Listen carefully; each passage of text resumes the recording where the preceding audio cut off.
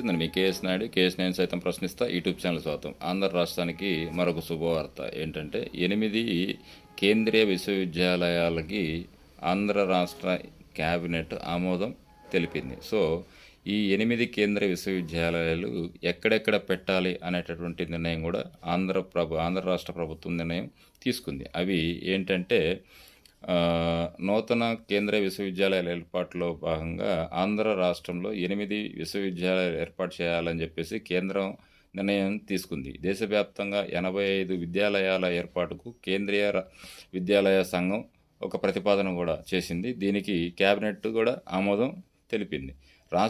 ఆంధ్ర రాష్ట్ర ప్రభుత్వంలోని అన్నమయ్య జిల్లాలోని వలసపల్లి, సత్యసాయి జిల్లాలోని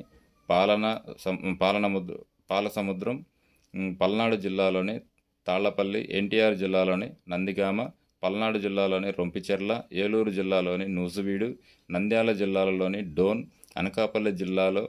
అనకాపల్లిలో నూతన కేంద్రీయ విశ్వవిద్యాలయాలు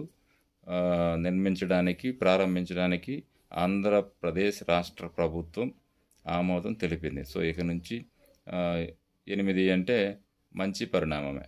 థ్యాంక్ యూ.